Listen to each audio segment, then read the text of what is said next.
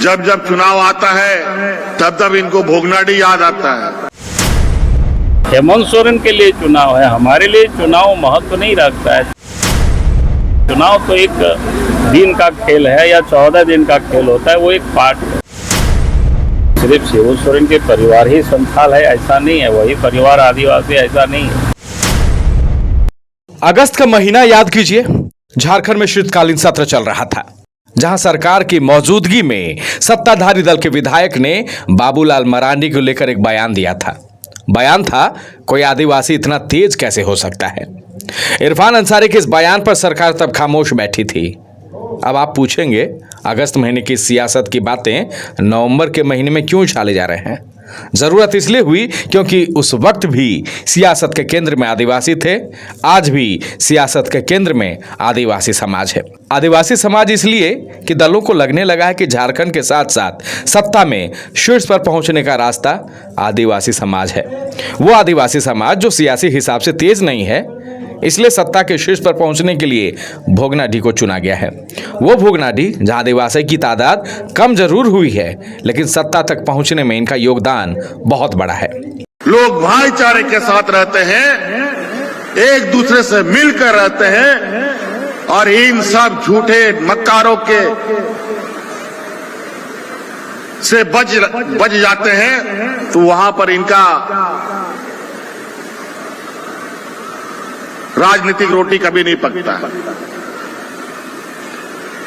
जब जब चुनाव आता है तब तब इनको भोगनाडी याद आता है, तब तक इनको उलीहातू बिरसा भगवान का घर याद आता है।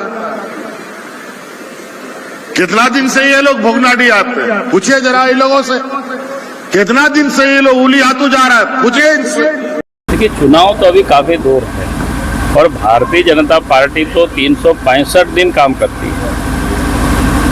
उन लोगों के लिए चुनाव है, हमारे लिए तो जनता है। और जनता के सेवा के काम के लिए हर हमेशा हम सब लोग लगे रहते हैं, पार्टी लगी रहती है। आपने देखा होगा कि कई कार्यक्रम सालों भर रहता है। भोगनाडी सियासत के केंद्र में यूं ही नहीं आया। धरती आबा की जन्मस्थली उलीहातू में पीएम मोदी का पहुंचना, जनजातीय समूहों के लिए झारखंड से स्पेशल मिशन शुरू करना, बार बार ये कहना कि उनका जन्म आदिवासी समाज की सेवा के लिए हुआ है, यानी 28 लाख आबादी, विपक्ष के मिशन ओबीसी की काट, मिशन आदिवासियों के जरिए 2024 पर नजर, और बीजेपी की इसी मिशन झारखंड सरकार को खबर। लिहाजा जिन्हें सत्ताधारी तेज नहीं समझ रहे थे, उन्हें लुभाने की कोशिश अब सरकार से भी होने लगी है। देख लीजिए, इन 3 साल में 50-60 बच्चा, हमारा आदिवासी दलित अल्पसंख्यक का बच्चा विदेश में जाके पढ़ रहा है, और उसका पूरा खर्चा सरकार दे रही है, और उसको पैसा वापस भी नहीं करना पड़ रहा है। कोई विदेश में ही नौकरी पा रहा है, कोई वापस आकर के यहां काम कर रहा है।